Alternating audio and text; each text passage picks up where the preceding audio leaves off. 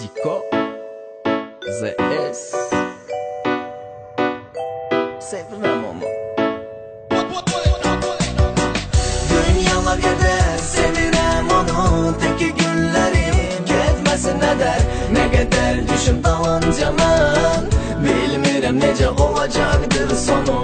Dünyalar gedər, sevirəm onu.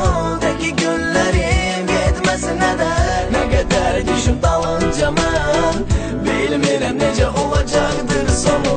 Sevgi elə bir istir, məncə deməyim. Bəzisi yaxşı, bəzisi pistir.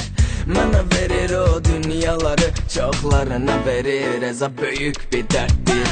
Mənə dalga dalgalana dənizmi? Mənə inanmaq o qədər gəlizmi?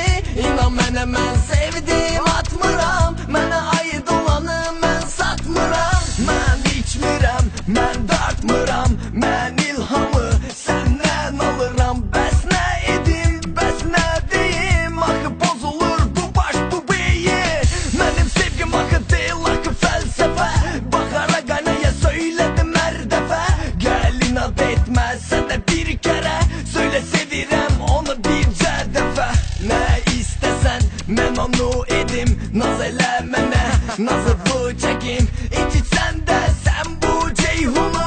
Mən nə edim, sevirəm onu. Dünyalar qədər sevirəm onu. Teki günlərim getməsin ədər. Nə qədər düşüm dalınca mən bilmirəm necə olacaqdır sonu. Dünyalar qədər sevirəm onu. Teki günlərim getməsin ədər. Nə qədər düşüm dalınca mən bilmirəm necə olacaqdır sonu.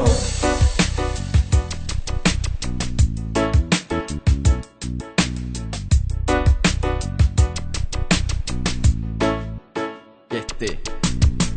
Dayanıb ürək, nəfəs almır niyə? Bəlkə uzaqdır əllərimə sona görə. Axı mənim günahım deyil, nədir axı? Ağlayır gözlərim o gəlsin deyə. Gecə düşür, gün gedir sabaha. Üzülür bu qəlbim, batma günaha. Gözlərim hər gecə, hər saat yoldadır. Bəlkə gələr, ümid edirəm baxa baxa.